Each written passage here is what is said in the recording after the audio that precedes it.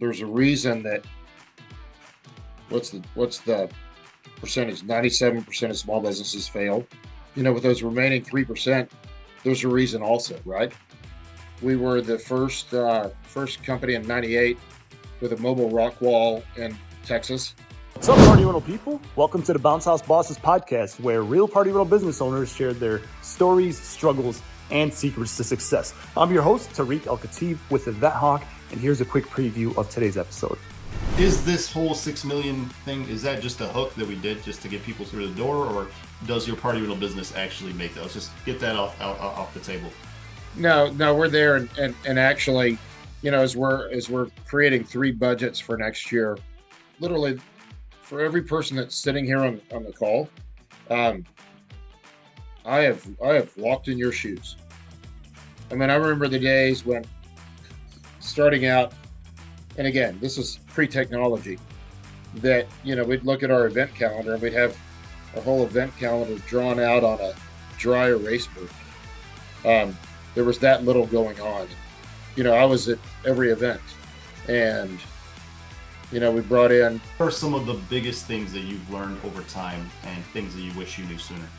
All right, we are recording. What's up, party rental people? Welcome to a very special episode of the Party Rental Bosses podcast slash webinar. We usually do not do these podcast episodes live. We usually do them pre-recorded and then bring them over. But this is a very special episode, and it is the first episode of season 2. For those of you guys who don't know, we've already done 10 episodes of the podcast. If you look up Bounce House Bosses podcast, I said Party Rental Bosses podcast. If you look up Bounce House Bosses podcast, we're on Apple, Spotify, YouTube. You can find the 10 episodes there. Very, very cool episodes. Spoke to some very interesting people. Some of them are actually here from a guy who was a sports speaker guy and owned an Arby's and then started a party rental business, to all kinds of crazy stories.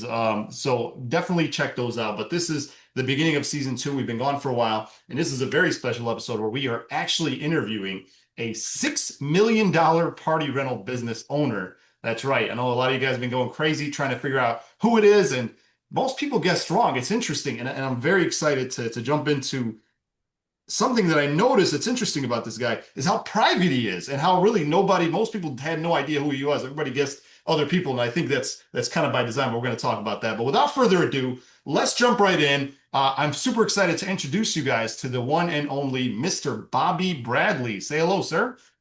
That is a little bit of a big intro that may be a little bit unwarranted, but I'm truly honored to have the opportunity to spend time with you guys and truly just share my experience and maybe some successes, some failures, and effort and hopes of maybe helping you guys along with a journey that I've kind of experienced for quite some time. Doesn't he look like money? I don't know. That's what I feel like. When I see him, like, he looks like money. All right. Well, first question, let's jump right in. Is this whole 6 million thing, is that just a hook that we did just to get people through the door, or does your party rental business actually make that? Let's just get that off the table. No, we're there, and actually, as we're creating 3 budgets for next year, we're creating a 8 million, a 10 million, and a $12 million budget right now for next year. Wow. So we're legit. Okay. So you guys are, as of right now, about gross revenue about $6 million. You guys are located in Texas, Dallas, Texas. Dallas, Texas. Okay. And the name of the business is Texas Entertainment Group, and we also have a tent business called Texas Tent.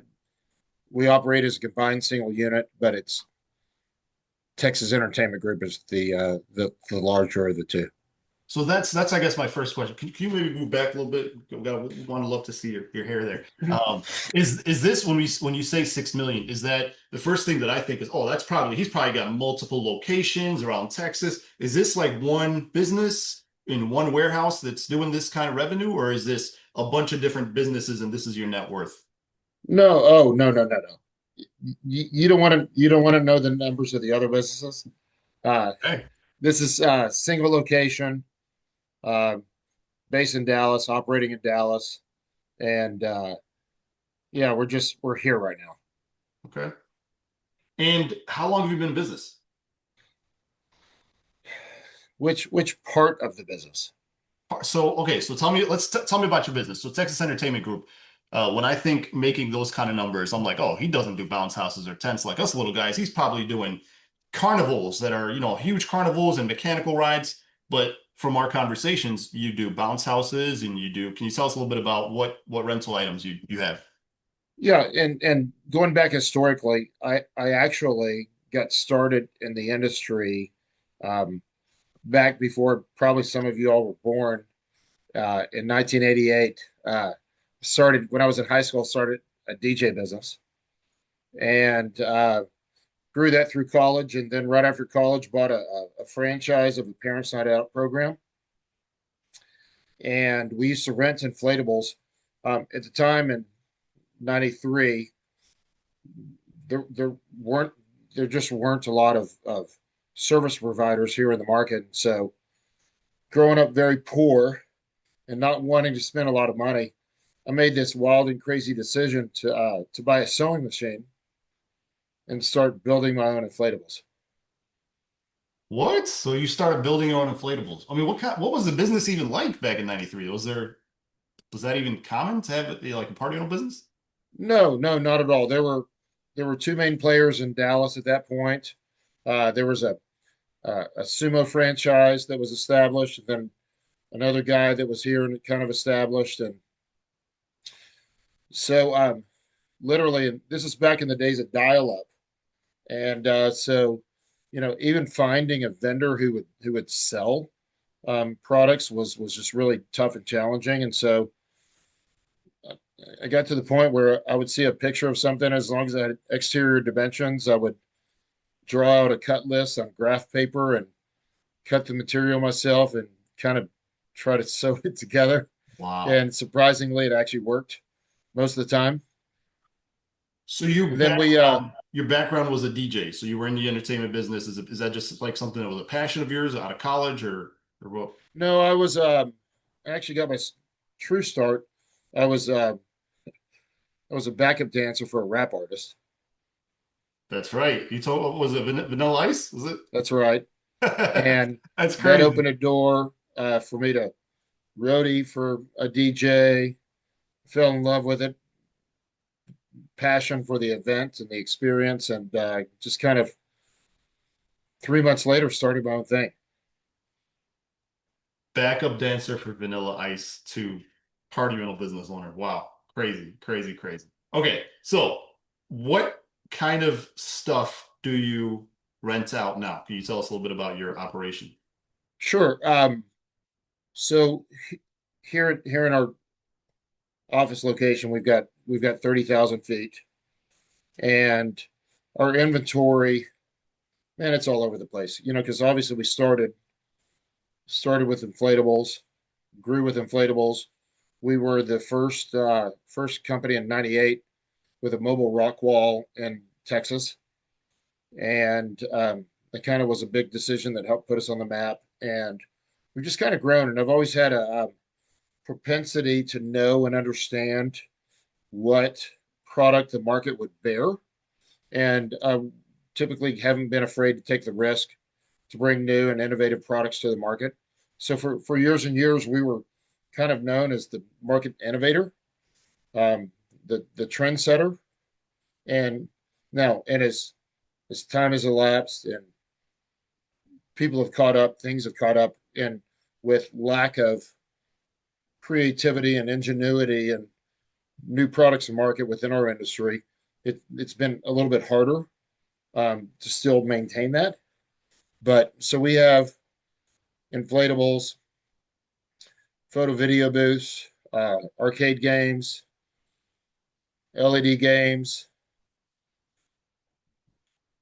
ADM rides, carnival rides, zip lines, Tents, um, tables, chairs. tents, tables, chairs, anything that goes under a tent. Okay. So you started out just like, and this is kind of what I wanted to make sure. You started out like most of us. You didn't, Oh, you start with bounce houses. yeah, I started out with, yeah, with two or That's three or that's four. that's really interesting because a lot of the guys that do these big numbers, they've inherited some carnival business or something very hard rides. But you started out with vinyl, and I think that's really cool and really I think that's what's going to make this conversation so interesting. No, like literally for every person that's sitting here on the call, um, I have walked in your shoes. I mean, I remember the days when starting out, and again, this is pre-technology, that we'd look at our event calendar and we'd have our whole event calendar drawn out on a dry erase board. Um, there was that little going on, and I was at every event, and we brought in you know whoever we could find as subs helping with anything and everything we were doing, and so we started. I mean, we started from a point of nothing, and in spite of my faults and failures, we kind of made something out of it. Amazing. Amazing. So you've been doing this for a while. Now you're doing a bunch of other things. I guess um, we have a bunch of questions that I'm sure you've been seeing on Facebook and people having. Yeah. But before I kind of jump into there, what would you like to share? I guess I'm sure you've been seeing us kind of push this event and stuff. What's kind of been on your mind? What's been on your heart that you're like, I can't wait to tell these people this. I want to kind of start with that before I go into what I want to ask. I have a heart of service, and my true feeling is that if there's something that I can say or convey throughout our time together tonight that could potentially help anyone here that's listening or watching, like it's a win. Um, as you're going through the process of growing to different economies of scale, which require different inputs into the business, um, it's hard. There's a reason. There's a reason that what's the percentage? 97% of small businesses fail. Mm, Um, but with those remaining 3%, there's a reason also, right? okay. And clearly, the people here in this room have that the 3% have. And so if there's anything that I can do, impart or share or open myself to just to help, encourage, motivate anyone around to just keep fighting, keep pushing, like for me, that's the win. Well, that's really what I love, and we haven't really talked much, but from the times that we have talked, I love I've noticed that every time I talk to somebody who's super successful, whether in this industry or not, they do have a heart of service. They don't think the way most of us think when we start. Like, I got to beat my competitors. I don't want to overshare. They're more than happy, and it's weird. It's like they're more than happy to help their competitors and help others start up even in their own backyard. And it's the weirdest thing. And it's almost like whether you believe in karma or religion, whatever you believe, it does work. And that's I'm excited about that. So why don't we start there? I guess what are some of the biggest things that you've learned over time and things that you wish you knew sooner? Uh, uh-oh. Oh, you qualified that with biggest. Qualified it with biggest. You got over 100 people in this room here that are Yeah. listening, taking notes. So if I were to take a step back um, to early years, there are some things that if I were to advise or mentor someone on right now, um, the number one thing would be to know your numbers. Mm, Um, not everyone is built to be an accountant, especially if you're a visionary. Um, Less visionaries know their numbers, but just truly understanding the numbers of what makes the business money or doesn't. Um, and also secondarily with knowing your numbers is knowing the numbers that truly drive your success, because that's different than knowing numbers on a job costing or P&L standpoint. The second thing is that I really truly wish that I had back then is a peer group. I'm sure you all have heard the expression that you become the five people you spend the most time with. And I wasn't, you know, back in the 80s and early 90s, we just didn't have access to people and information. And so I didn't pick up on peer groups until about 12 years ago.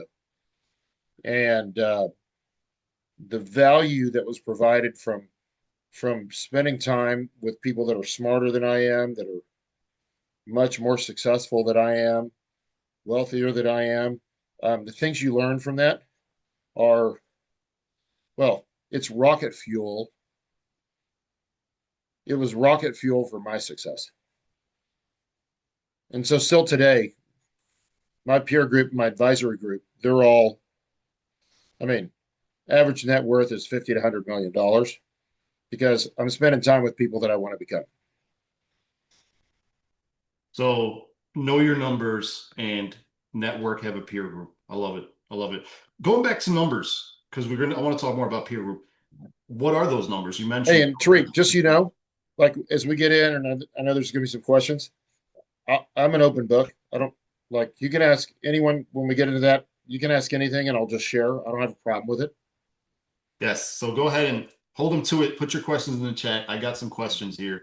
Go ahead and put your questions. We'll try to circle back to them. But what are those numbers that you feel contributed the most, or what numbers would you advise? Like you said, mentoring us.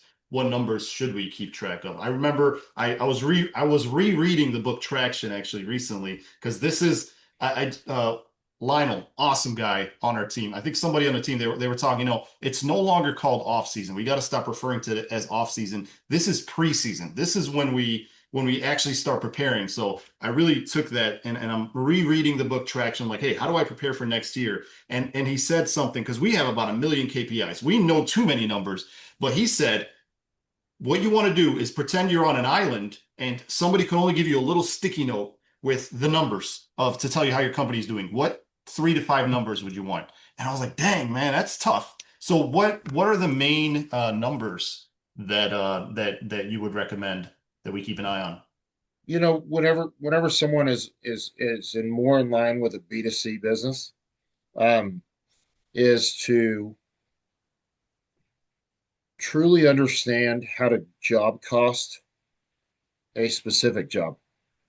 Job cost a specific job. What do you mean? Job costs a job, and like if if you're the person that's doing the work, doing the labor on that job, you may also want to take a step back from that and do a value of time analysis so that you can have a true understanding of your dollar value of an hour. Hmm. Because it's different for everyone, right? So if you're going in and saying you're delivering a game in someone's backyard, 300 I'm just throwing out a number, $300. Obviously into that, you've got direct costs, right? You've got vehicle costs, and we run those numbers on an annualized basis, and excluding depreciation, our vehicle cost is 86 cents a mile. If you've got labor associated, obviously that one's kind of easier to figure out and throw into the job cost. Because one of the things you're going to find, if say that you got a $300 rental and you're paying someone, I don't know what you're paying, $50, $40, $75. Let's just run with 75 because that's an easy number, right? So right there, your net, your gross profit on that job, only taking in consideration that person, you're at 225, right? So let's just say you're driving 30 miles one way. So you got 60 miles. So you're another $42, right? So now your gross profit is Like 180. two, no, one, yeah, like 190, right? Or so. Then you take in consideration insurance, which is probably for most 3.9% of revenue or so on a combined, Man, this man really knows his numbers. Okay. and maybe it's more. but let's say it's 5%. Say the person paid in credit card. You got another 5% there, right? So those are just your direct costs, Mm. right? So now your gross profit on that job is $160. Well, let's say that you didn't pay someone $75 to do it and you did it yourself. What's the value of your time? Uh-huh. Well, if you haven't run that analysis of understanding your time value, what if your time value is $50 an hour and you just spent 3.5 to 4 hours on it? Well, then you made no money doing the job. You can't stay in business making no money on a job. So we had to grow to learn through that process. So then obviously there's levers you can pull with, is it pricing modifications? Is it you not doing the work yourself, hiring someone to do it? And maybe you're pulling a lever of paying them a stipend for them to use their own vehicle so you don't have that direct vehicle expense. But when it comes down to it, we can't work our butts off for nothing. And I'm saying that because I worked my butt off for nothing for a long time. Mm. And it wasn't until I started understanding the way that the numbers worked in relation to the jobs, did that change. Love it. Love it. That's something that I do feel is overlooked often in this industry. That we think we're gonna get rich by saving money and doing everything ourselves, when really the people who are actually successful, they get rich by saving time and spending money to buy time. Because you can always make more money, you can't get more time. And you're absolutely right. The more that you're spending time in the field doing something that you could have hired somebody else to do, there's, you're not doing something that only you. Well, but hold on, but there's a secondary argument that's in that. And I know that there's people here that are thinking it, right? Right. Okay. Because still today, if like I was in Seattle this weekend doing a big stupid, it's a game show. So I paid a lot of money for me to go to Seattle for a 1 hour show. Um, when I'm on site at a job, I generate more revenue. Hmm. And that's the secondary part that it's hard to figure out because when you have an owner operator, they're going to generate revenue and grow the business when they're in the field in front of their customers. So that one's hard to put a number on. Got it. But like if you want to have a quality of life, you should probably have someone doing it for you. Absolutely. Absolutely. You don't want your dream business to compete with your dream life. Now, back to a big question that came up now, that it sounds like a lot of your numbers and thinking comes down to net profit, and that was the number one question that came up.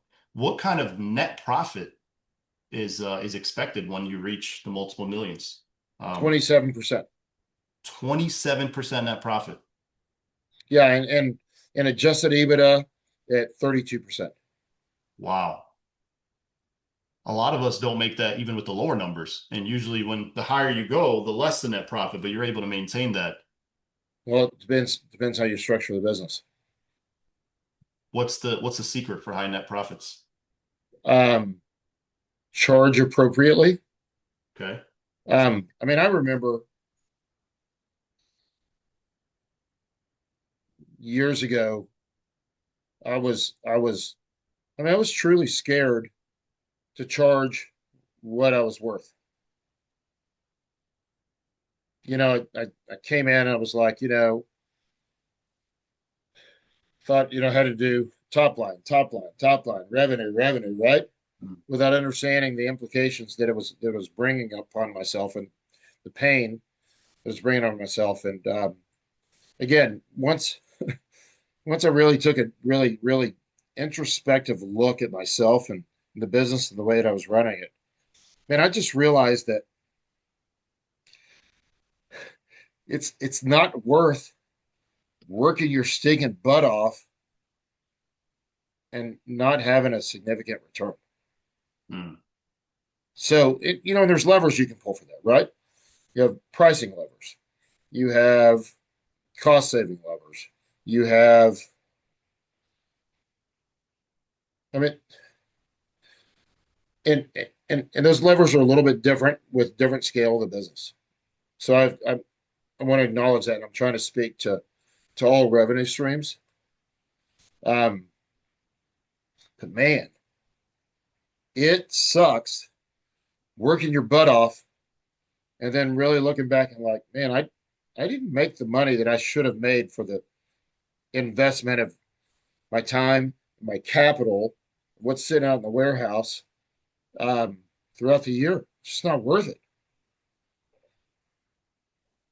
I mean, as somebody who's starting out, like you said, when you can't afford to hire somebody, how do you find that balance? How do you know when it's time to hire? How do you hire and also maintain profitability and then also reinvest in the business? I think that's where a lot of the newer people in this industry get stuck. They just reinvest everything in the business, do everything themselves to save money so that they can do that. And then 5 years pass by and they're still, killing themselves every summer. So Yeah, I think the challenge comes in that at some point you can do so much yourself that it hurts the business. hmm, you can do so Um, much yourself that it hurts the business. How so? well, if you're constantly spinning your wheels out in a truck with a trailer or whatever your setup is, out there in the field doing the thing, like who's responding to the phone calls, who's responding to the emails, who's paying attention to your digital marketing strategy, who is out nurturing relationships with key accounts that are going to give you a funnel of business without you having to do anything other than responding to an email, taking an order. It's that whole premise of working in the business versus working on the business. And and I mean, people and what you said, people have to get there. Unless you've got pardon my expression, Sly. It, unless you got a big set of balls and you're putting your money out there, um, it's hard. So what I'm hearing you say is, you take that risk, but you make up for it from the money that you're paying by getting those, by doing the things that only you can do, which is Yeah, bringing yeah. those, And granted, in a smaller operator scenario, if you've got a Sunday, there's only one job out. Yeah, maybe you go do it, right? Because we all care about people that are around us that are helping support us. And you're like, am I going to send that guy out? He's going to go out for an hour and a half or 2 hours, come back and jack around for 6 or 7 or 8 hours, which I'm not paying him for. Then he's got to go back out and take away his time in a day. Or maybe you don't care about that. maybe just tell them to do it and then they do it. Then it's probably better because, you know, managing without a heart sometimes is better than managing with a heart. no, no, you gotta have heart, man. I can see you have it. It's important to have. And then, like you said, I believe that's a key part of anybody's success is that heart and that and caring about others. It does come back. But then it circles back to, well, then you got to find the additional lever, and Right. realistically, probably the first lever to pull is pricing. A lot of people are asking about marketing. Now, I want to be cautious with this because this is the one area where I very strongly believe that doing what you did is not going to get me the same results that you got because when you started, you probably started marketing in the phone book. So if I say, hey, 90s, right? So if I say, hey, Hold on, hold on. I I'm going to had follow Bobby. A lot of us make that mistake. We talk to the big dogs and we're like, no, hey, I had I exactly had what he did. I So I'm had going to do yellow what, page, I had yellow page ads because yeah, we didn't have the internet. We didn't have PPC. We didn't have Facebook exactly. ads. We So, didn't have so any. I want to ask you Facebook about wasn't around. Google wasn't around. So what, and this is where I think it's tricky because if, once we hear your answer, a lot of us are going to go and start doing what you did or what you're doing now. And the reason that you can do the things that you're doing now and market the way that you're marketing now is because you've been around for so long and you have that tenure. But I'll let you answer. But I do want to preface with my belief, and maybe you disagree, that specifically in marketing, doing what somebody that like when I started, actually, David, your friend, it's just part of it. I copied his website. I took everything on his David website. Spada? Yeah, and I went and I bought all the big things that he had because he's the big dog in my market, and Yeah. I want to be like the fun one. So I'm going to buy what he No, had. you don't. I No, you don't. I bought everything on his website. I did that, and that was a dream. And I hated it, and it didn't rent. And little did I know, some of those things that were on his website aren't even renting for him. So I'm an idiot, right? So I just want to preface with this platform. I don't want to. And just, David still doesn't do what I tell him to do. David taught me a lot, man. David, he's a No, great. he's a great friend and a extremely honorable person and man. Um, so the answer to the marketing question, it varies. Um, it varies based on your target market. Um, if if you're a B2C business and if no one, if someone doesn't understand that expression, it's business to consumer.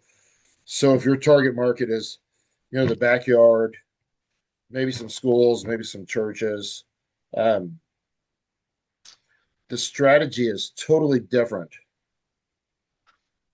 than someone who's a B2B business.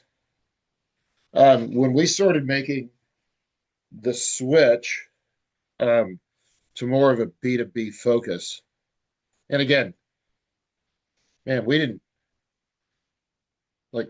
back then we didn't have the marketing tools that like Trick you provide, the value you provide to your customers. We didn't have it. We had literally the only way in the beginning that someone could find us was either they found us in the yellow pages or I showed up on someone's door and talked to them. Wow. But Door when I knock. showed up on the door and talked to someone, I didn't just talk to someone. The people I was talking to were like, I remember my first legacy client. It was after we bought a rock wall and a tramp thing in '98. Um, I went to the district office of this Assemblies of God churches in North Texas. Why did I do that? Because I knew that they had influence over 78 churches in North Texas. So my thought was, how much time is it going to take me, because we didn't have the internet, to go and find a youth pastor or youth minister or teen pastor at every single one of these churches while I'm still out on every event. I'm driving a truck and I'm setting up games and doing my thing, right? Well, I just had this crazy idea that, like, well, why don't I go to the people that have influence over all the people I'm trying to find? Wow. And that's who I went to. And literally, my first job ever with our mobile rock wall in '98 was for an Assemblies of God youth convention. Attention. 42 churches were there. Wow. Amazing. And Guess that's how many? that's the Guess thing. how many of those? Guess how You many of those can't churches you can't became a hire client? somebody to do what you just did. You can hire somebody to deliver, to answer the phone. And that's what I want to kind of go back to real quick before I let you continue. But see that had you chosen to deliver that day and not go and talk to that church, who knows where you'd Oh be no, no! mentality. I was at that first event. You were at the event, but had you not talked to the church, a lot of us, we No, keep doing yeah, the deliveries and answering the phone, and but what you did, that's because that's a question that comes up. How do you land those bigger events? And you're telling us. So sorry, continue. So you said there was 40 churches there. yeah. 42 churches. Guess how many became a client? Wow, how many? 40. Wow. Church is amazing. Probably multiple events per year. Oh yeah. Like Wow. we don't spend our time and effort and marketing dollars on anyone that doesn't do multiple events a year. What? Do you even do backyards at all? Yeah, if I mean if they're going to spend a minimum of 3 grand, Holy moly. which turns into 10 or 12 or 14 or 18 or whatever. Wow. Yeah, we'll still do some backyards. And actually we'll do some smaller backyards, but typically it's a friend of mine I just donate. Okay. But we did, I mean we did. Um, the crazy thing back in 1995, I wrote a business plan around a manufacturing business surrounding inflatable water slides. First time a water slide was introduced at IAPA was in 97. Wow. I had 8 at that point that we made ourselves. Amazing. Yeah. But also I just knew that, man, it's a lot of work, heavy. You got to clean and dry them after. It's like, yeah. Um, but so it's always been my thought of truly targeting the customer that has influence or direct decision making power over multiple events as opposed to one event. I love it.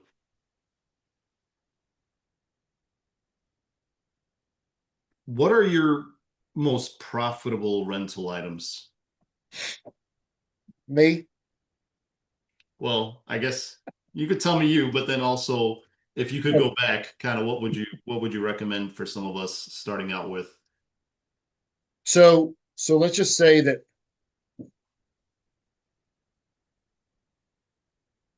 and I'll define this in a small operator, mid-size operator, larger Okay. operator.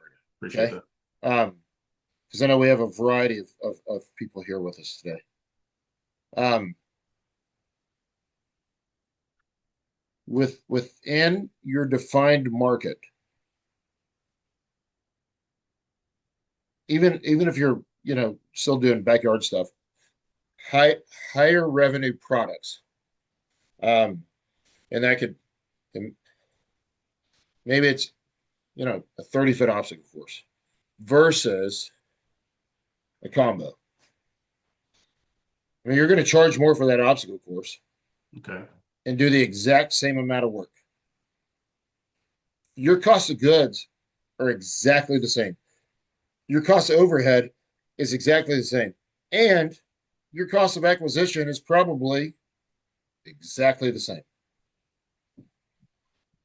Um, and as you go into penetrating the world of school carnivals, churches, um, high throughput. If you're still in the inflatable game and that's your core product mix, high throughput items, obstacle courses, larger slides. Um, when you're looking at getting into interactives, it's things that people can do quickly, and or things that have a lower liability to the point where if you have your client provide a volunteer, it's not going to kill you, right? But items that you can charge more for. And so, you know, early on in our first 2 more significant acquisitions were the rock wall and the tramp tank. Now, both required truck, both required our staff, but back then we were first to market with both, and so it helped a lot. Now, I got into a huge fight with my wife like 4 or 5 IAPAs ago because Don't do that. Don't she fight with your wife because she could kick your butt. she wouldn't let me buy a $60,000 rock wall.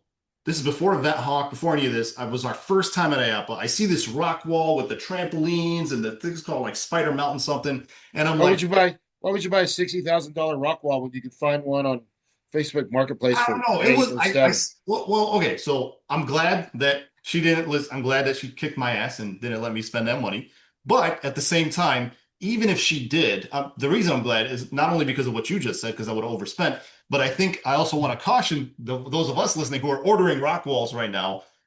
Do you think, and maybe you and I disagree on this, do you think simply having a rock wall is going to make these big events happen? Or do you think that you have to be a specific type of business in a specific type of, with a specific type of marketing strategy, with a specific type of team? Because a lot of us will do that. We'll just add something. I've done that. I've added things to my inventory. I'm like, why is it sitting? What I did what Bobby did. How come I'm not a millionaire?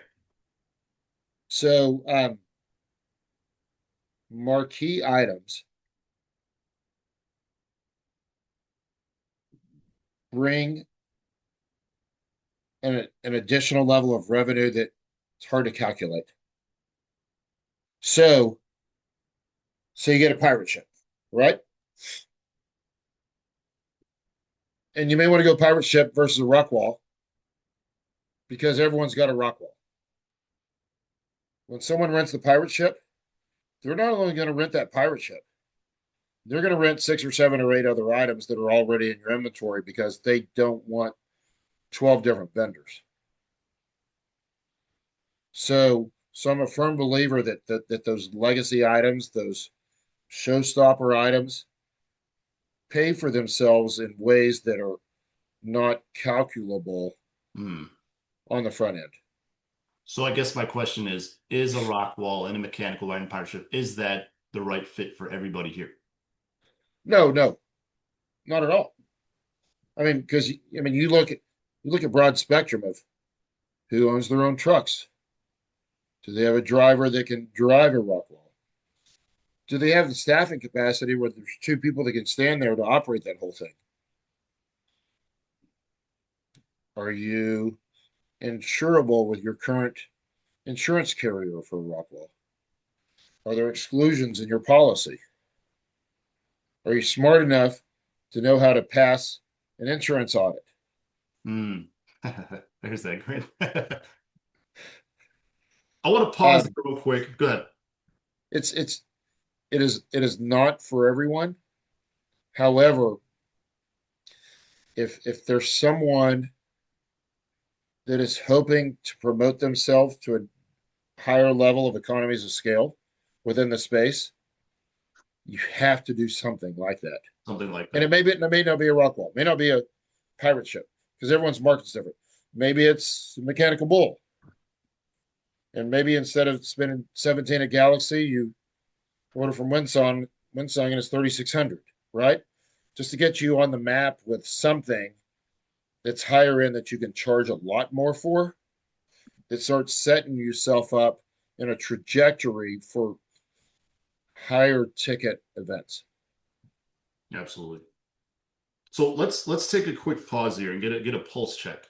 Has Bobby been serving you guys like he wanted to? Is this beneficial? Are we on the right track? Or are we boring you guys? There's still 118 people in here. So if this has been good, let's show Bobby some love here in the chat to make sure that we're on the right track. You don't have to give me hearts and blah blah blah blah because I got a lot more to share. Oh, he's taking his shirt I got off. a lot All more right, to taking the I jacket got a lot off. more to Well, do. I want to make Like, sure. Sometimes we ramble. Sometimes I get really into excited, and people are like, "That wasn't even interesting." You're talking about you, but we're getting. Mark Alderson says 100% good. Justin says, "Love you, Bob." iPhone has a question. Joe, hey, Joe, hey, great info. Tariq, Keep it going. hey, can we better serve everyone here and maybe get into some of the questions? There's some people that man, it was so hard not to start chiming in. Um, On the Facebook. Yes, so yeah, I've been but kind of but there are asking. some people with some really really good and Yeah, sounding solid let's do that. questions, and I would love to have the opportunity to just be an open book and share. So Hey, let's does do anyone that. does anyone care if I have like a drink of beer? Awesome, thank All you. right. Before we go on, I have a question here. Do it. All right. Oh, now you're getting a lot of comments.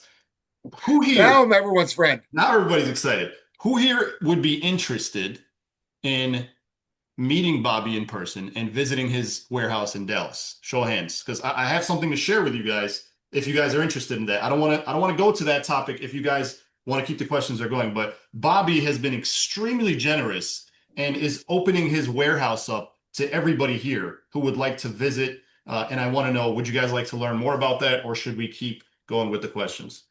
I'm getting a hell yes. This guy's badass.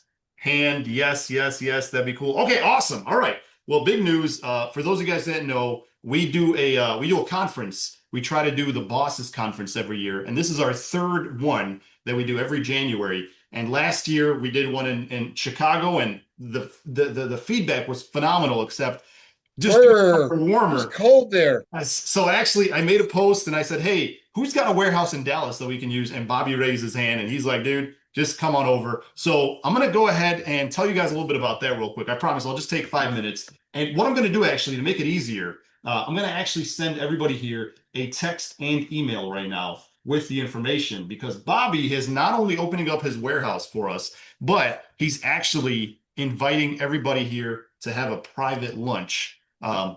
So let me show you guys what we got for you guys here. I know, like, with this webinar we have some questions, but if you have some more. So this is my life's work. I love teaching. For those of you guys who know, I come from a teaching background, but this really is the ultimate party rental business conference. And it's going to be in Garland, Texas on January 17 and 18, 2026. It's going to be 2 full days at Bobby's warehouse.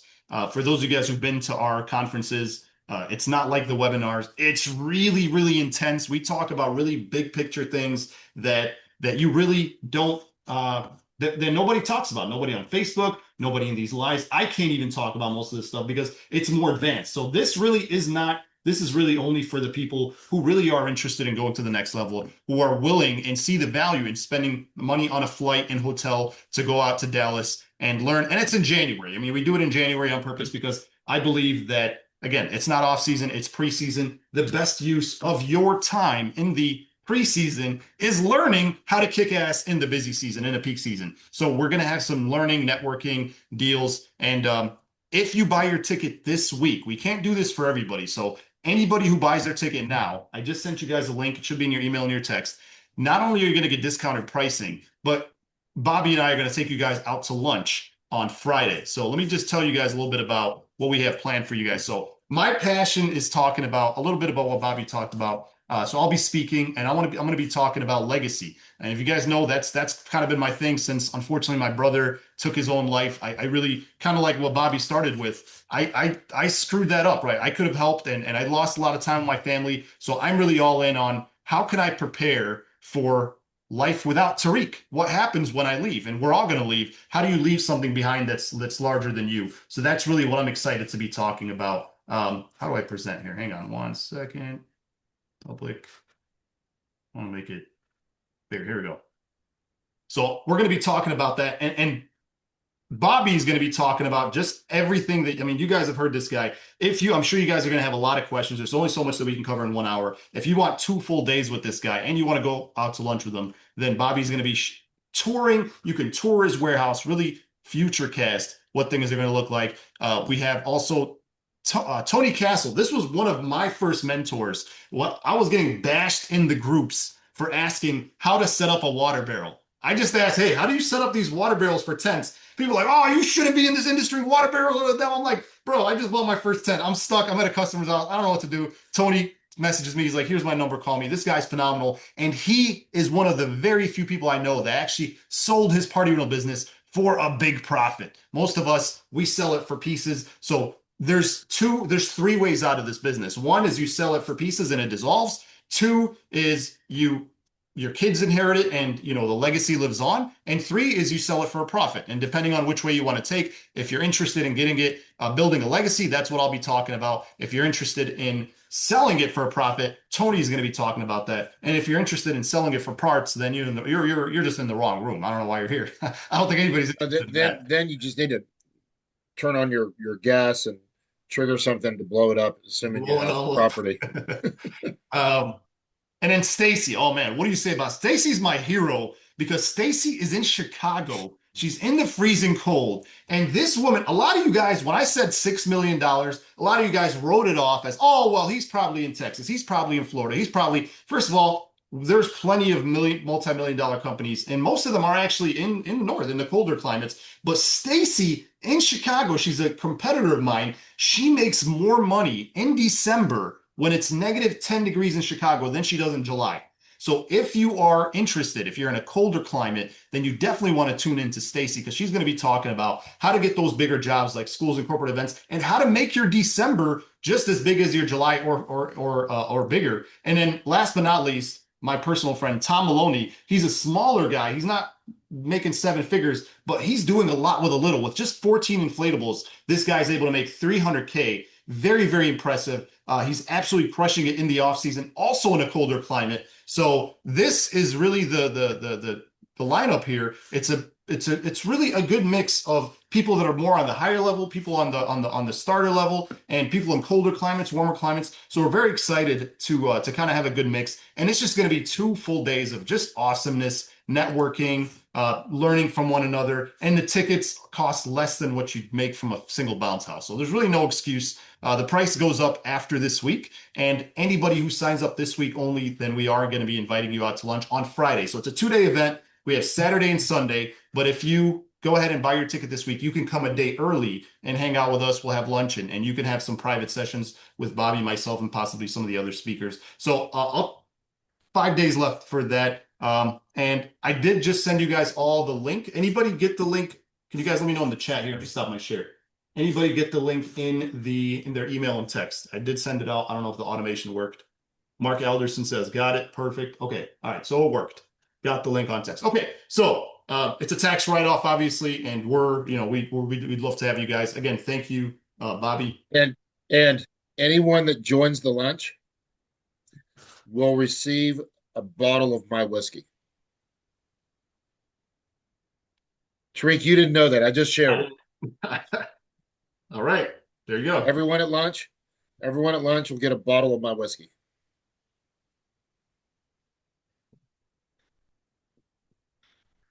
All right. You're speechless. Speechless. All right. I didn't expect that, but there you go. If you're a whiskey guy, then there's one more reason. So, all right, here, I'll put it in the chat for those of you guys who didn't get it here. And I'll put it on Facebook. But let's go ahead and Bobby, you wanted to answer some questions. Yeah. So what brand is the whiskey? Triple Dog. Is that good? It's I don't drink, so you Triple guys Dog. Triple Dog. Yeah. Let's go. All right, guys. So I did put the link here in the chat. So for you guys who did not get the text or email, it's probably because you replied stop to my text because I text you guys so much. So there you go. You have it in the chat here. So let's go ahead and take some questions. I know a lot of you guys asked some questions at the top. They got buried. So go ahead and ask the questions again here, and we'll go with there. So first question here is, do you own delivery trucks versus hire employees with trucks? We in the beginning, we only brought in people that had trucks. Really? Okay. Yeah. Yeah. Interesting. Sounds awesome. We have a fleet of 14 trucks now that we own. Full GPS, front and dash cameras, $1 million commercial auto policy. Very important. Okay.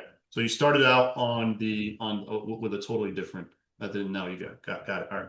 No, my first van I bought was like it had like a repo title or something because it was destroyed and it was $3,600 and that's what I could afford, and it sat kind of like this.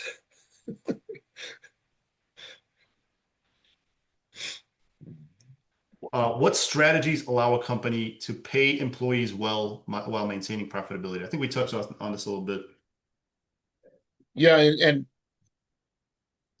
this is going to be a different strategy based on if you're year round or not, right? If you're operating in Michigan, unless you've got the kind of inventory that you're going to rent for corporate events, it's just going to be hard to keep people.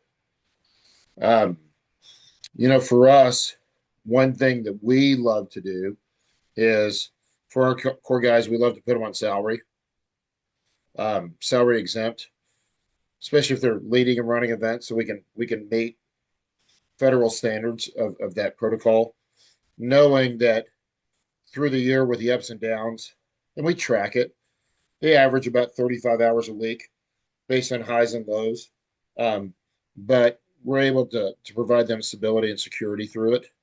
Now, there's some people that don't want to do it, and they want to be hourly because they know out of 6 months out of the year they work 50, 60 hours a week. I get so how do you like? It's easy for you to say all this now. Some of us are like, yeah, easy for you to say. But how did you start out?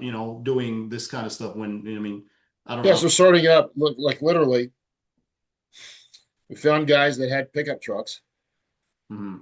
and that was the requirement. One of the requirements for them to bring them onto our team is that they had to have a truck because we put stuff in the back of their truck and they went and executed. Okay.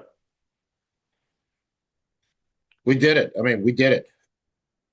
And still from time to time, we pay people extra if if we need 21 trucks in a day. We got someone that has a truck and can pull a Euro bungee. We pay them well um, for them to provide that service for us. So do you still have people with their own trucks till now? Yeah, Oh. it's rare that we ask them to use it, but when it's necessary, it's better than renting a truck for a weekend.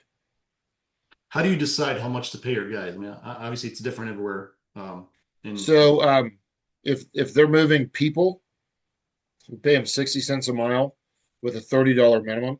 So if they're moving people that's for an event that's 6 miles away, they get a $30. And if they're pulling a trailer, it's 90 cents a mile. what about their? Do you pay hourly? Do you pay Well, salary? they get that as a fee in addition to what they're making while they're working. Okay. And then for that, do you pay them hourly then or salary No, we pay per event, per not event? per hour. Interesting. Now, is that, I don't know if the IRS is watching here, but is that legal? Obviously, you've been doing this for a Yeah, little while. it's absolutely legal. Well, they're a contractor then, right? They're not technically an employee. No, we have both.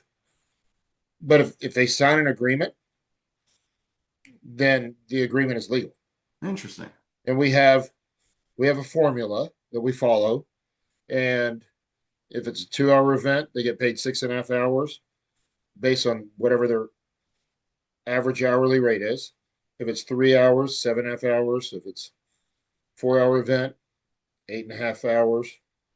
And what it does, because long ago we were doing this whole hourly thing, and before GPS, we find that someone finished an event that was 30 minute drive away, and they show back up to the office 3 hours later. Mm. Pause, hold up. Hey, if you're enjoying the podcast, please don't forget to subscribe, comment, like, do whatever you got to do down there. And if you know somebody who you think can benefit from this, please go ahead and share this with them. It's a lot of work doing all this for free, so it would help us if you went ahead and shared it. I'd really appreciate it. And if you want to work with Event Hawk to get the results like these guys were getting, or if you just want some of our freebies, go ahead and comment the word podcast or text the word podcast to 708-401-6465. Again, that's 708-401-6465. And when you comment or text the word podcast, we'll send you all of the resources from this episode and other episodes for things like the Bounce House School book, how to book a call or book a demo with Event Hawk to see if we can help you with your party rental business, how to get 0% funding so you guys can buy more inventory and have a dirty warehouse like me, and how to get just our templates and all of our freebies. So with that, thank you again for watching. Back to the show. They're expecting to get paid. Well, what happens? They're stopping at Chili's or jacking around, picking up their girlfriend, having relations with their spouse or whatever, and then coming back. That's got to be a big part of how you have predictable profitability because you're only paying a person. That's awesome. Wow. I'm less interested in your warehouse. I'm more interested in learning that. I want to talk to team and see how you figure that. I'm interested in that formula, so I'm excited for that in Dallas because that's if for Yeah, my team that's watching when Zillow, anyone's that's here, what you got to figure out. I'll share the documentation. I don't have a problem with it. I'll share our onboarding documentation. I'll share the Yes, agreement that they sign. can't wait. Um, I mean, if it helps, you know. That's huge because everybody else I've talked to, they're like, you have to do W-2 hourly and it's only got to be a server. But if you've been doing it, with these large of numbers, and I'd love to see because that is the biggest expense in any business, And payroll. now, take in consideration, certain states have different labor laws. Absolutely, absolutely right. So if you're in This is California, not financial advice. God bless you. There you go. There you go. All right, let's try to cover as many questions as we can here. Um, if you were starting over, what would you buy first? An IT company An IT company? What inventory items? What rental inventory items? from scratch. From scratch. Oh, if no, seriously, if I was starting from scratch today, I would buy something like a trackless train. I'd buy something like a pirate ship, a rock wall, something that a lot of people want and need and use at large events, but carries a higher price tag, so it's worth your time to get out and do it yourself. How would you market something like that that's not in high demand? Like if I started with a bounce house, Hold on. All those items are in high demand. There's a scarcity. There's a scarcity of those products in our market. interesting. Pay per click. Google Ads. Yep. Google Ads, targeted Google Ads specific to the equipment, not generalized terms. Of course. All right. Like you buy a trackless train, you do a PPC for trackless train. I mean, your cost per It's click isn't cheap. it's cheap, Super cheap. but someone is looking for a trackless train, which people look for that all the time, and we have. I mean, we probably have 8 days this month that all the trackless trains in Dallas are sold out. Wow. How do you land those big events? Are you emailing, sending letters to schools? How are you landing big corporate events is a question. PPC. PPC as well? Are you Yeah. still doing knocking on doors or are you getting referrals? So for me, And PPC, by the way, stands for pay per click, which is Google yeah, Ads. Google Ads or Facebook Ads. Um, for me, my knocking on doors involves going to event industry organizations. They all have meetings, monthly meetings, and I go and attend and build the relationships with the people that are booking these larger events. Now, in the past, when we were focusing on like the school market, I mean, we went through and we did one postcard campaign a year, and it was specifically targeted for like field days, into school year field days. Again, this was back before high speed internet. Um, we used to exhibit at the state PTA convention, Mm. and Yeah, being there, like literally, we would. I mean, we probably did that for 6, 7, 8 years, and we'd pick up 20, 30 new schools that's each great. year that we were That's there. a big one nobody really knows about. I've been to some of those PTA conventions. It's literally a convention for schools. So Yeah, easy. for PTA moms. Yeah. And if you're young and halfway decent looking and single, it's a great place to be.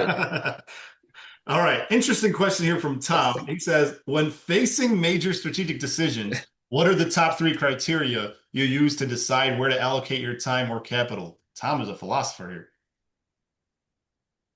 When facing a major strategic decision, what are the top three criteria you use to decide where to allocate your time or capital? Yeah, that is too broad of a question because Okay. there are so many types of strategic decisions that you have to make in business. I mean, it could be a people decision, it could be a budget decision, it could be time allocation decision. Can we get more specific? All right, Tom, get more specific in the No, chat. because I want to answer the question. Yep, I'll wait. I'll wait for Tom to share. Another Tom says, different Tom, Tom Sloanaker. You mentioned 27 to 32% of gross revenue is profit. What percent would you deem appropriate for your top manager, such as your operations guy, who may or may not also be in customer service or sales? Ooh, So, how do you pay your I guess your chief oh, of how do I pay, or what is their KPI? what percent would you deem appropriate for your top manager? I Oh, think to you're pay. talking about pay. Yeah. Um, it's not based on a percentage. It's based on market rate for the job they're doing. Okay. So you look at salaries. Yeah. Like my ops guy, we pay him 60 grand a year Oh, plus benefits and bonuses. that's pretty standard. I mean, that's not, I thought I'd be paying a lot more. No. Why? I mean, that's reasonable. 60 grand is not, I mean, that's the minimum like salary that Yeah. a qualified person would expect. I mean, Yeah. you're not paying 100 grand where it's like, oh, I'll never be at that level. No. But they'll have an opportunity to get there. Okay. And do you have multiple of those? Yeah, because we have a staffing manager, an ops manager, warehouse manager, office manager. Just fired our general manager, but What when you talk about your guys that use their own trucks, how does insurance work? we have hired an unowned insurance. It's really, really cheap. Costs us $1,100 a year, and it covers them if they are ever using their vehicle for our work purpose. Interesting. And you pay for that. It's cheap, and Okay. it would be cheaper for someone who had a lower premium policy.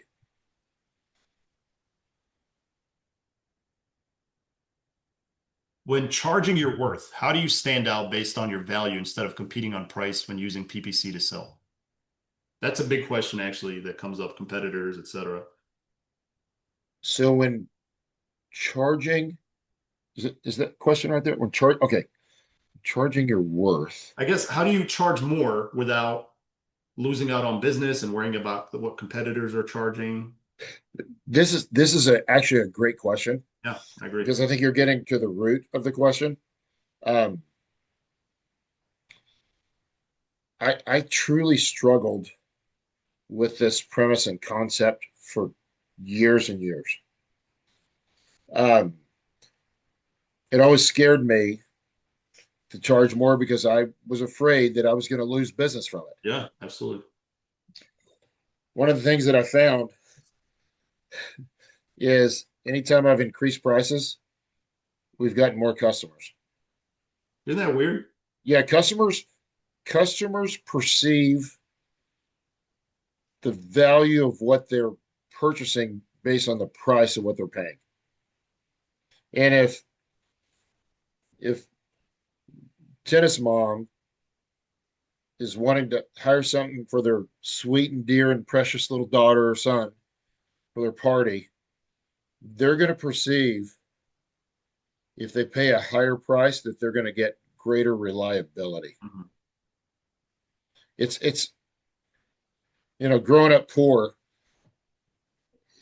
it was just it was a hard thing for me to wrap my brain around. But once we did, and once I got out of the way, um, I was truly baffled by the results. I do, yeah. I think a lot of us get in the way of because raise your hand here. Blows my mind. Who here has ever gotten a bounce house for their birthday as a kid?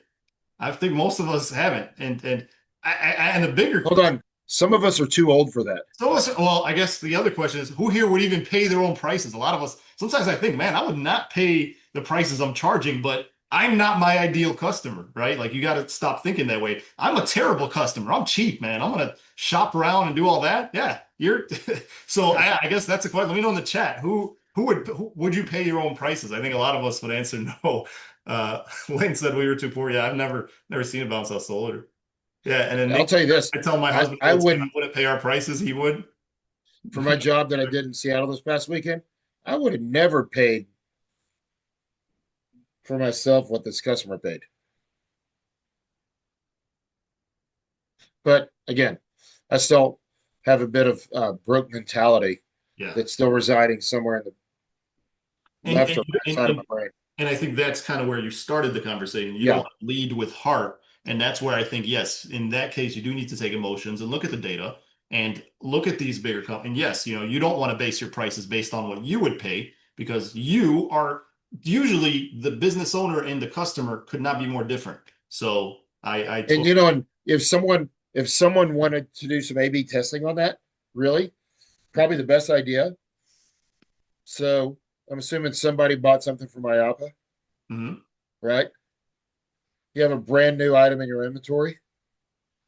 Say that, let's just pick a product, right?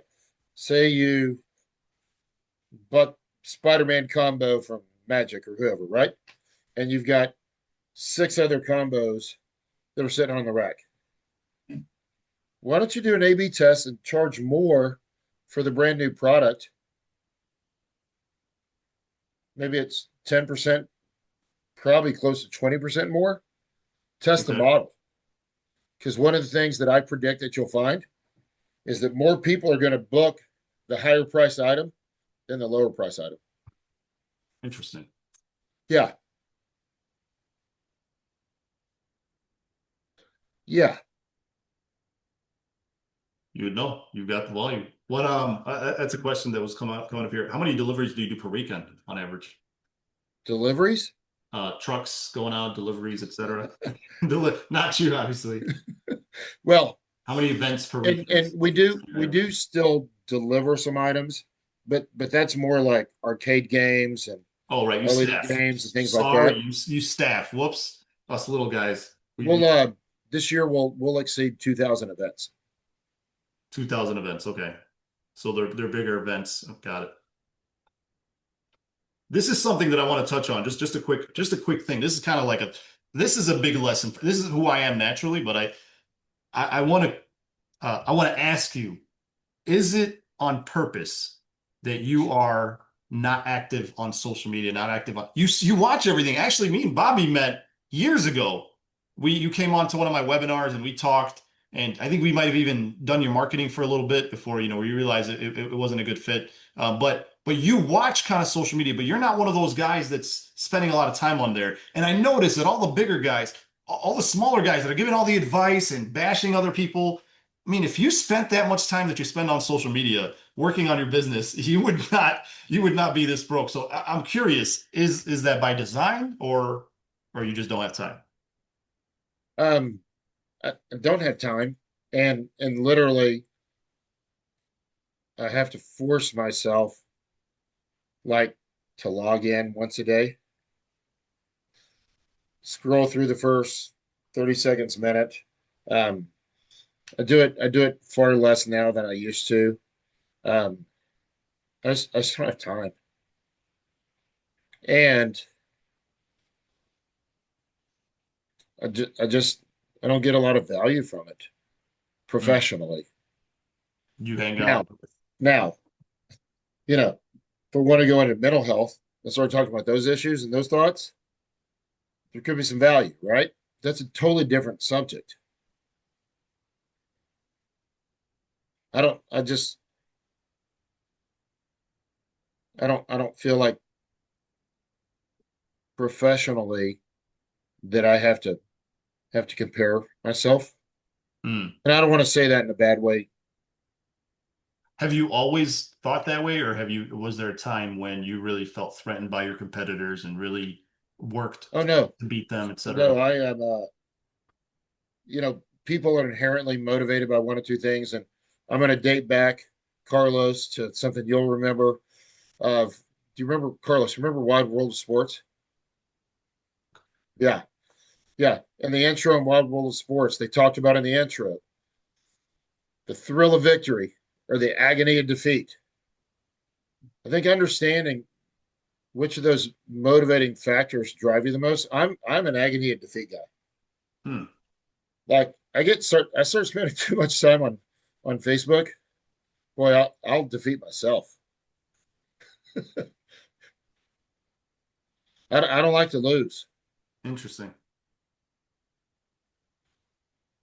So you intentionally stay, and that's what that's my takeaway. Again, I'm on Facebook when I need to be, but I try not to spend a lot of time. Like people say, "Hey, so and so is talking about you, and why don't you go in the?"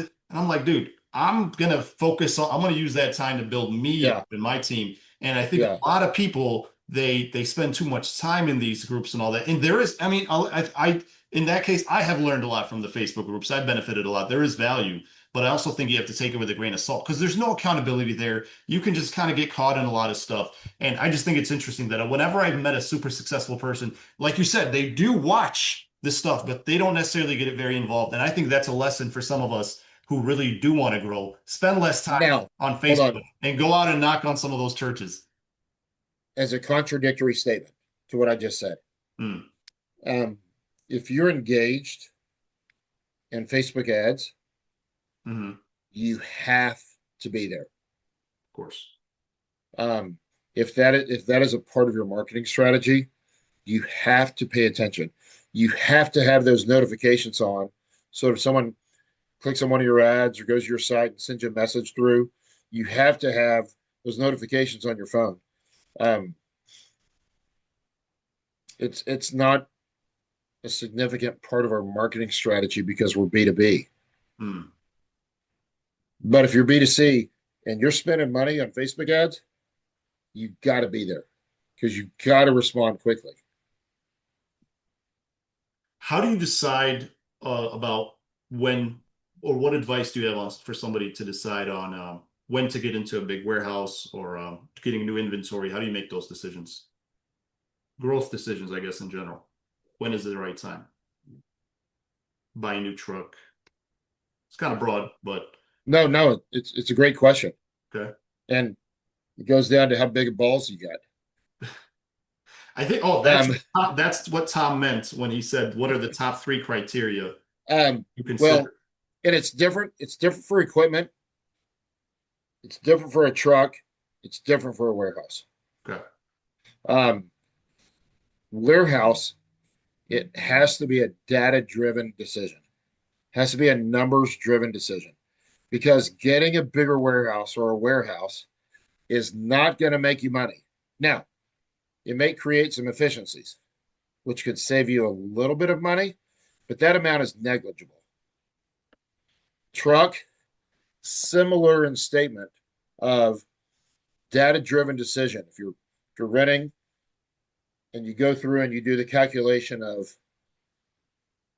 how much am I spending a year, how much of my time am I spending delivering and picking up, and what hours of time, what is that time, that dollar value of my time, taking that in consideration will help you with that. When it comes to equipment, it's totally different because you have to look at it from a perspective of income generation. And if you're making strategic equipment acquisitions that could take you to a different scale in your business, it's a total different conversation.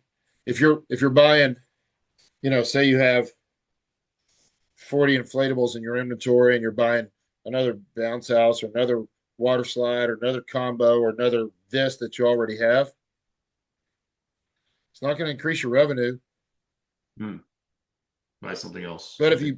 you buy something that's going to attract a different customer to you, that'll get you into a higher scale and higher scope of customer or higher revenue or average ticket price, now you're having a good conversation.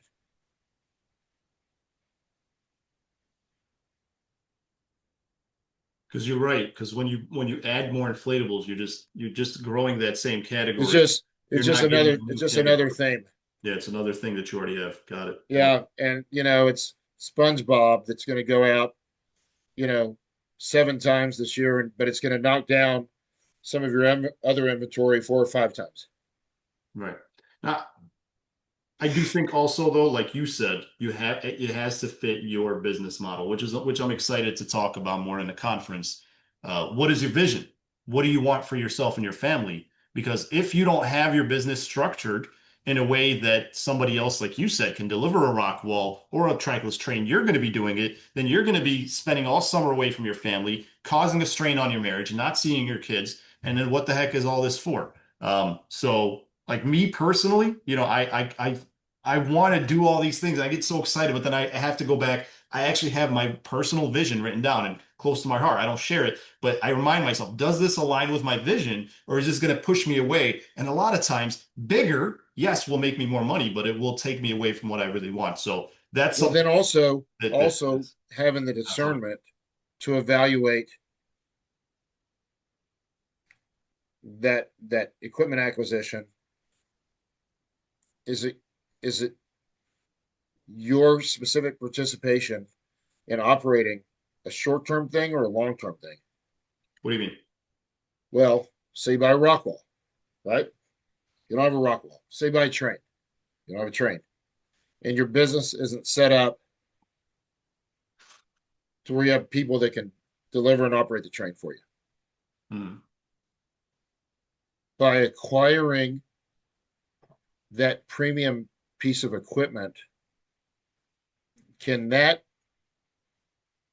help take your business to the next economies of scale to where you can actually bring in a person that's more permanent? So that person's doing it. And so by you doing it yourself for a short duration with the end in mind and the goal and the mindset of the purpose is to get me to a place to be able to afford and support someone more on a full-time basis so that they'll do more of it. Oh, it's all worth it at that point, right?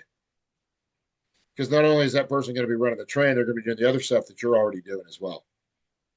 And how would you recommend people like us who are scattered all over the country? How do you recommend we learn that? How do we get mentored by somebody who's already got a train? And I mean, and somebody asked us, how do you get into peer groups of people that are larger than you? They might not be, like you said, they might not be interested. I think Lane asked, Um, so the first thing I did is I joined a group called Vistage. what is it? It's called Vistage, Vistage? Okay. Vistage, and it's an international CEO entrepreneur organization. Um, and that was really really huge for me on higher level thinking and education and being around really big people. Um, I've also been involved in an organization called EO, which is Entrepreneur Organization. And if you're younger than me, uh, there's a subgroup called YEO. It's Young Entrepreneur Organization. It's a lot less expensive to participate, but they have monthly events and meetups where there's other entrepreneurs and business owners, which, by the way, they're all target clients of yours. Mm. It also gives you a forum experience where you get to meet and have someone to talk to that's like you. And you're probably the only event rental guy there. Yeah, 100%. They don't put you in with someone that's like you. Oh, okay. Um, in COVID, I helped form a group called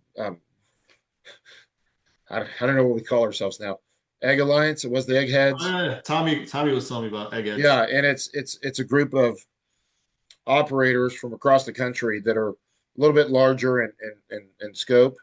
And we meet and we share and we help. But just man,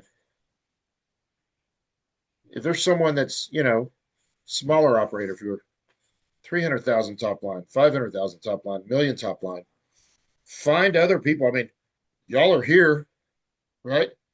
There's people here. There's a lot of us here that in other markets. Form your own group. Have a monthly Hmm. meetup. Form a WhatsApp group so you're talking to each other for best practices, advice, guidance, support whenever you're ready to put right. You can do it yourself.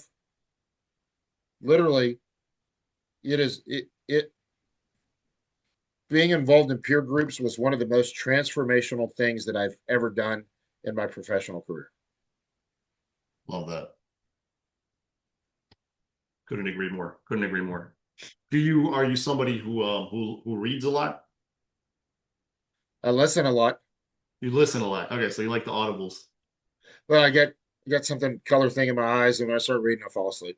I If see. I'm not wearing my if I'm not wearing my color correcting glasses, I just fall asleep. Hey, it's all the same. So you're somebody who values learning, and that's Always. I don't, and it's weird to say this as a DJ. I don't listen to music anymore.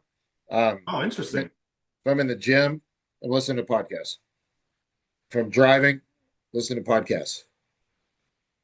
If I'm in the office doing strategic finance, listening to a podcast.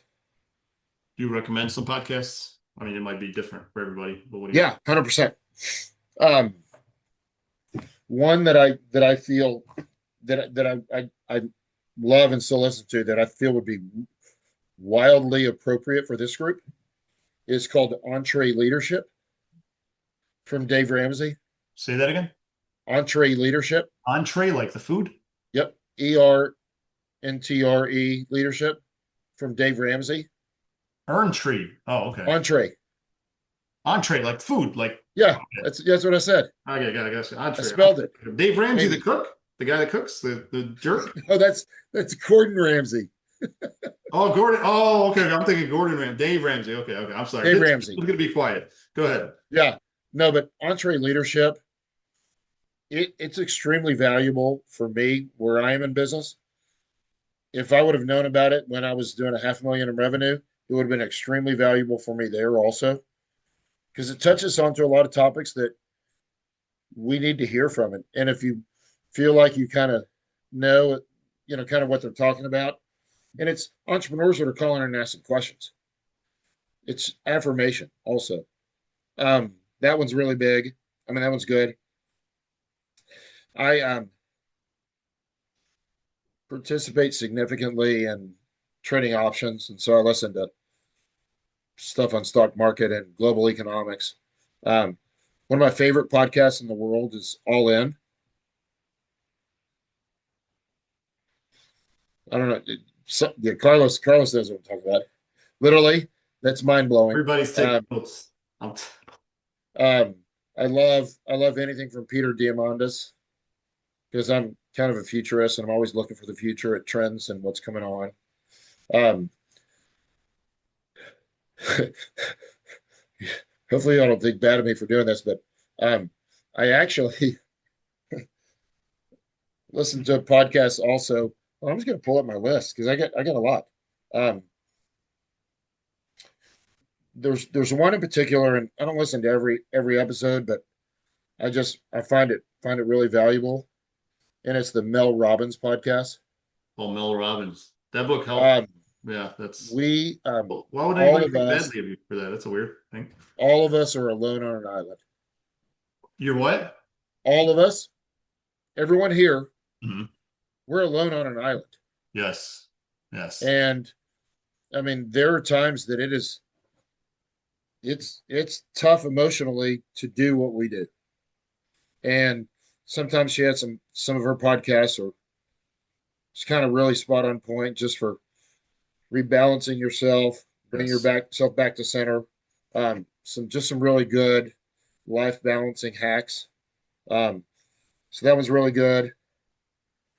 I listened to health and wellness, longevity stuff, but I'm always learning.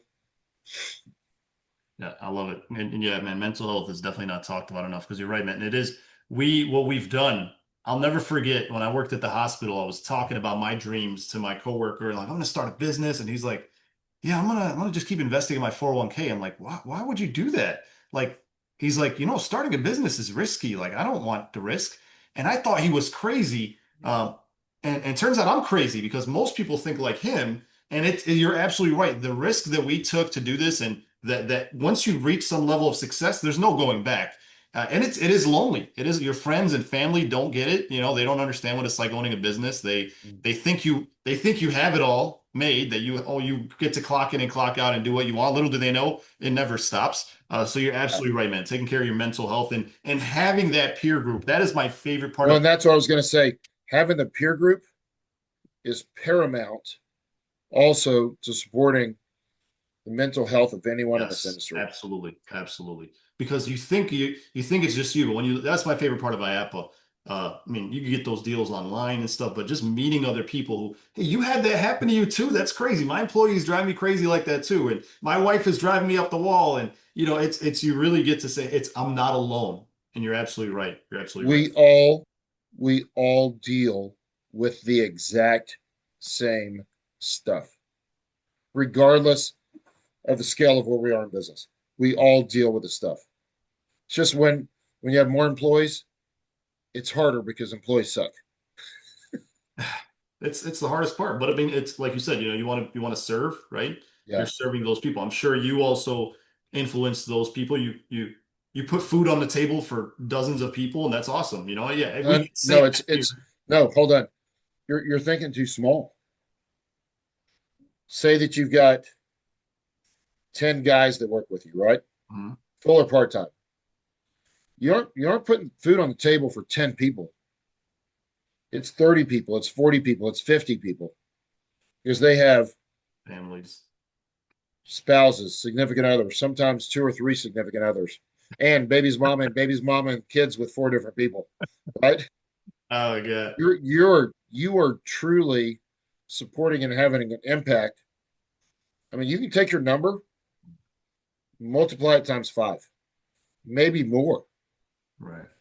depending on where those people are from. Um, you're having an impact on a whole lot of people, and that is a huge responsibility to burden and to bear.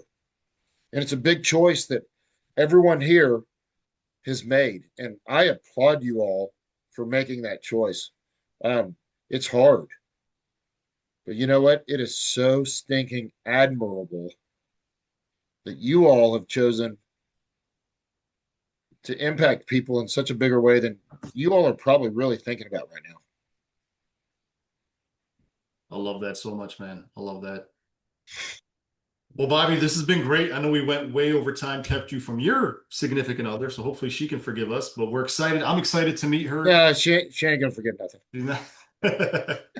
I'm excited to. We did have a question about sandbags here, but I don't know. Yeah, let's do it. Hey, Not clear. I'm great on time. I don't care. Do you use sandbags or other weights, and what size stakes? Yes, yes, yes, and yes. Okay. Um, we do use sandbags when we get to larger, taller attractions. We'll use block and roll. We use our concrete blocks Okay. because it's windy in Texas. Um, Stakes for smaller attractions, 18 inches. Stakes for larger attractions, 42 inches. These are tent stakes. All right. No water barrels. No water barrels. All right. Any other final questions here? And I'm sure there's a lot more that you guys have kind of one-on-one stuff and stuff that's specific to you. So I'll share that link one more time here. Uh, Yeah, hey, I'll just if anyone wants to call me, man, I'll talk to you. there you I don't go. have a problem. I just love to serve people. You What's the know, best way to get in touch with you? I don't know. You don't want to share your um, info out there. like and I'm glad you asked the question. Send me an email, Tariq. Okay. If you'll share my email address, send me an email. Um, I'll schedule a time, follow up and talk. But man, I've been blessed. I've made a whole lot of mistakes, and fortunately, I haven't made too many of the same ones three and four times.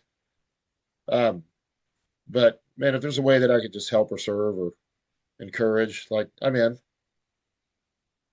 All right. And and I hope that I get to see you all in Dallas in January because Who's I will give you a personal tour of someone else's office. someone else's off? Well, we already got a few of you guys buying tickets already, so hopefully that lunch doesn't get too big. We might have to get a Hey, hot. I hope that I have to buy 30 bottles of my whiskey. State of Texas, TABC laws. The company can't give me my product. I have to buy it. It's your product, it's your whiskey. Yeah, it's my product. I have to buy it at a liquor store, Interesting. Wow. but I will. I I hope I love have to that. buy a lot. I love that. Well, I shared your email here in the chat if you want to make sure that's the right one. And I shared the link for the conference. Hope to see you guys there as well. Yeah, me too. Um, there's a few other questions here. I have to Yeah. wrap up as well. We'll go 5 more minutes and then wrap up. Um, let's see here. Excited to see you guys all in Dallas. Yes, thank you, Taylor. See you then. Um, mm, mm, mm, mm. Is it still legal to require an employee to use their truck, hire someone with one, then attach our trailer? Say it again, because I probably know about that. Is it legal to require an employee to use their truck and hire someone, then have them attach your trailer? Get into So if a person agrees to something in writing that specifies that is part of their job requirement to drive their truck, it is legal. They have to sign it. Now, I do recommend if you've got a commercial auto policy to do hired and unowned, so it protects you. But as long as they sign it, a document, it's legal. check with your state as well, Yeah. in case. No, that's federal labor law. Federal labor law. Okay. Yeah. Another question here on I know some people maybe came in late. Your main rentals, is it inflatables or games? Ooh. When you are in Dallas, I'll share with you our data and stats on my rental mix. Beautiful. I'll How do I'll, you I'll open it up. I don't care. I can't wait. I mean, I'm excited. I want to level up, man. But again, with efficiency. Somebody once said, we're not in the business of rentals. We're in the business of efficiency. And I very much believe in that. And No, that's what it's all neither. about. We're Neither in the business. We're in the business of creating lifetime memories. lifetime memories. Hey, look at this guy schooling me. We are in the business of creating lifetime memories. I love that. You got to remember it. Wisdom, y'all. Wisdom.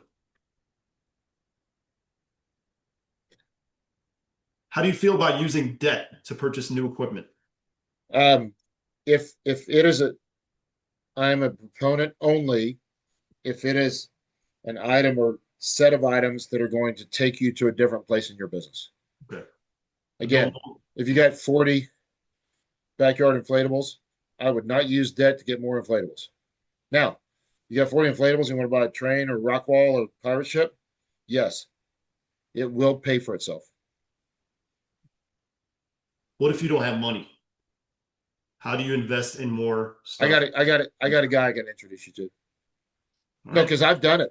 I mean, I've used EFAs through Priority Capital um, to acquire larger assets, amortize it over a 4 year period.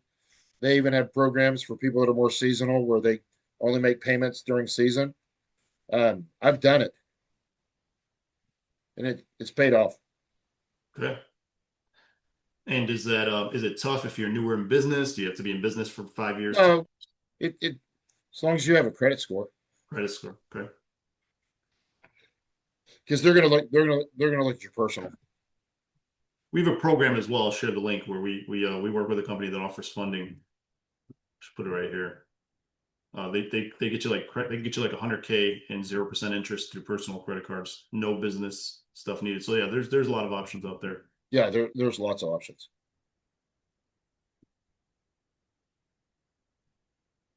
Let's see. We got a question about your competitor here. Cobus, is that one of your competitors? Almanzi, is it right? He's not. Someone's trying to stir the pot here. Uh, They can stir. I know him well. I what's can tell you some story. I can tell you some stories. we'll save that for Dallas. What's the pirate ship that you guys are talking about? You're talking about Uh, a mechanical. yeah, ADM, amusement devices manufacturing, game changer, total game changer. My wife is she was on here, so yeah. You got me, man. Maybe. That's then you need a bigger warehouse, and then you need. No, you need a parking spot for that one. What about if yeah, I'm in Chicago, man? Is that something that can be outside all? I'm in Texas. You know how much the sun beats down on that thing? Mm. When you all come to Dallas, you'll see them all sitting out back. Oh, and you got inspections, right? You got to We get do do. different kind of thing where they got to come inspect the carnival rides and pay for that too. Yeah. Yeah. One day. 1 day, no risk, Takes no reward. 27 people one day. Lisbeth is asking, is there going to be a recording? Yes. So actually, if you are watching this podcast or listening to it and it's after January 18, 2026, then unfortunately you missed it. You're going to have to wait till the next one. And you can watch the recordings of the boss conference. So we'll be sharing those. You can comment, that you want the recordings and we'll have those for you. And if you do pay for a ticket, then the recordings will be included in the ticket. The full 2 days, it's going to be 16 hours of, conversations and things like that, or however long. Rosalie wants information on that guy. Rosalie, I did put Bobby's email in there so you can contact them. And then last question, is it true you love foam machines and special effects? If so, I know a guy. It's from Carlos. So I own a couple of foam machines, and we charge so much for them that it really makes it worth our while to keep it in our warehouse.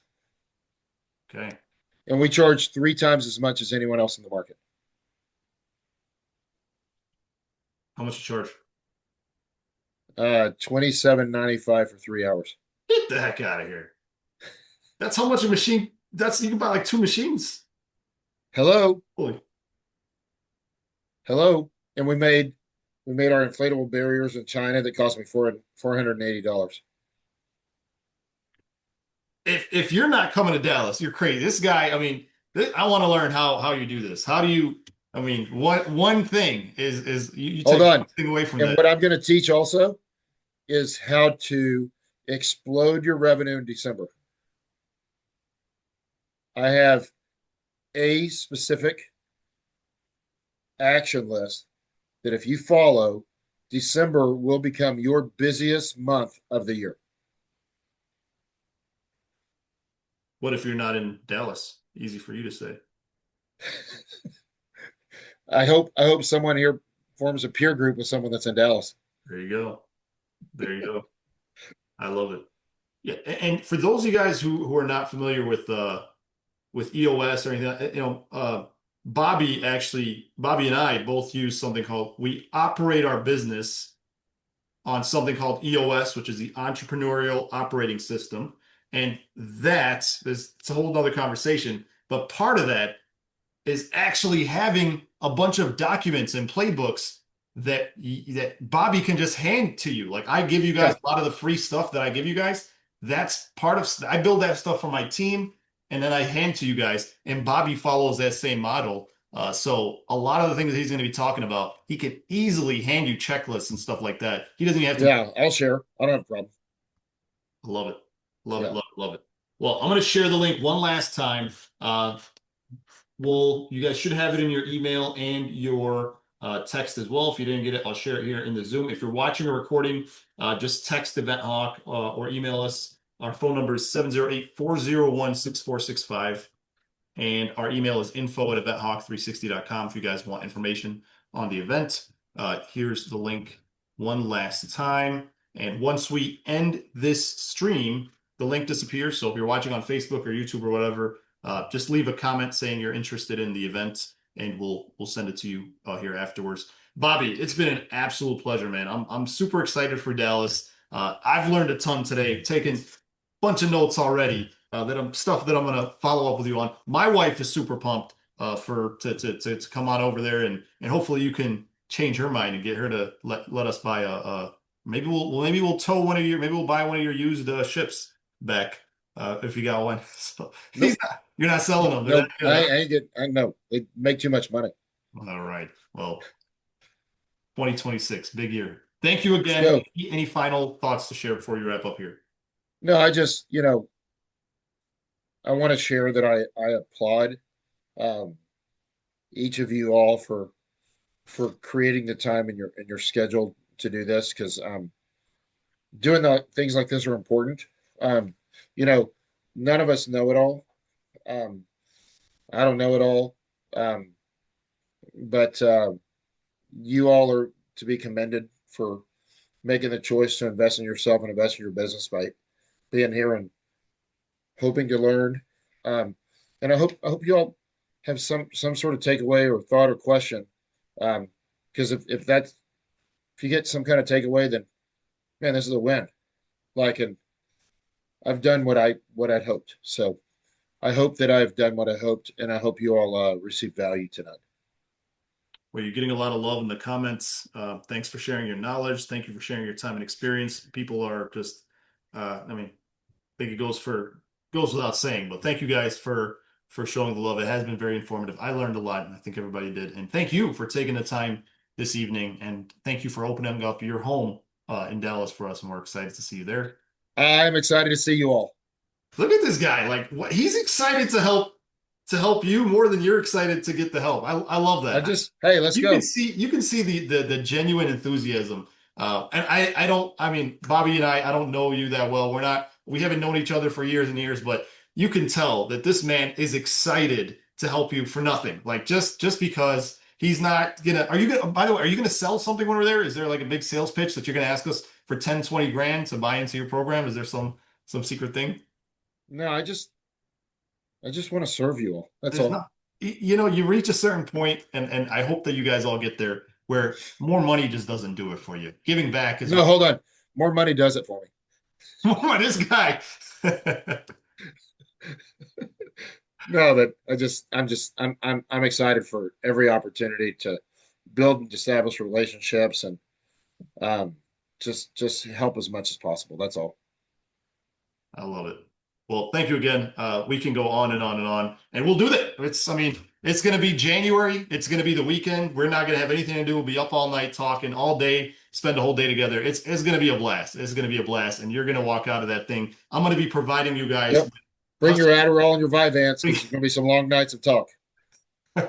I'll be providing you guys with custom notebooks as well. Anybody who purchases a ticket, I don't think I put that in there, but every time we do a conference, I provide custom notebooks for you to take notes. So don't worry about bringing a Yeah, note. and it's gonna have my picture right on the face. Yes, I'll make sure It's your easy. picture is on I'm there. totally Um, joking.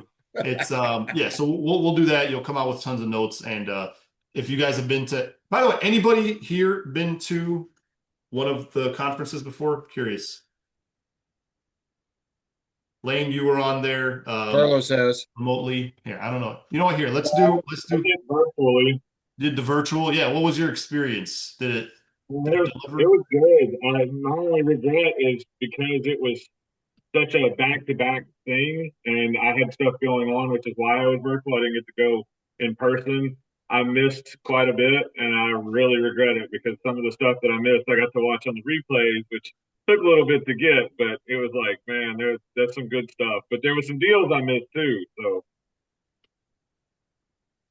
Yeah, it was definitely a blast. I mean, you learn. I mean, and you being starting out. You kind of started with us, right? You kind of were kind of coming to these conferences before you even started. yeah, yeah, I found a Event Hawk group, and I didn't realize what Event Hawk was. I thought it was just kind of like one of those networking groups, and I started getting into that. And then because of the roundtables, I started seeing, what the different things were, and I was like, oh, okay. And so, after a little bit of kind of fumbling around myself and using what I had, I actually hired you guys, and now I'm in the process. Like tonight, I'm literally working on getting stuff for my website because we're switching over with y'all probably sooner than we expected because my other one just crashed. Still So haven't switched. My gosh, jeez. yeah, yeah, that's what Well, we're working on. I'll slip you your $20 later for the referral. But no, I mean, really, it's I really want you guys to kind of anybody here who's been to one of these one of our conferences.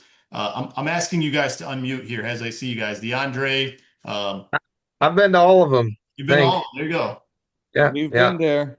The best thing we've done so far. I mean, the company in Spain loves sending me to your stuff. I mean, we're super happy with you. It's a lot. It's you learn a lot. And then Mark Elderson, you were on the remote one, right? In the summer, Oh yeah, for sure. Absolutely. Yes, sir. you learned a ton. A ton. Yes, sir. Hey, I just want to say thank you. I'm trying to position myself to move up, level up. We've got a bull and a Euro jump, and that type thing. So I've learned a lot tonight. I've took a lot of notes. I appreciate it. Love it. Looks like you got the next generation ready to roll, man. Absolutely. I'm going to get in trouble. He should be in bed, but he's learning. He's learning. I love that. Smart. I love it. So smart to have him here. Yes. Yes, sir. He could Sooner be he's trained, the sooner you can robots. retire. Yeah, That's there you right. go. This is better than that brain rot stuff, right, buddy? That's right. 6, Say 7. hi. Can you say hi? Hi. Oh my God. I just wanted to talk to you guys and to believe people. I make crabs and stuff like that, and it's December. Say thank you for being here. Thank you for being here. Thank you for joining, buddy. We appreciate you, man. Yeah, I'm not otter shit. You are, and you're like the best looking one here too. You know, we're all old, and Thank God. you're an honor student. Yeah, we're All right. Now we got to use these now. We got to use these and let them talk. There you go. Hey, Tariq, thank you again. It's an honor and joy to spend this time with everyone here, and man, I look forward to seeing as many of you all as possible in Dallas. Yes. Have a great night, everybody. Thank you all for joining, and we'll see you guys in Dallas. And good night. Yeah. All right, Thank good you, evening. Robbie. Thank you, Tariq. For watching the podcast. Thank you to our guest. Thank you to you guys for watching, for sharing. Don't forget, if you guys want the information and the links and resources mentioned in this episode, go ahead and comment podcast or text the word podcast to 708-401-6465. Again, that's 708-401-6465. And if you're interested in learning about EventHawk services, we'll have a link there to schedule a free demo with us. No commitment. You don't have to commit. Just schedule a time with us and subscribe to this podcast. And we'll see you guys on the next episode. I'd love to hear your thoughts in the comments. Let me know what you guys think, what you guys want to see more of, who you guys want me to interview next. Looking forward to hearing from you guys. I'm Tariq with EventHawk. I'll see you on the next one.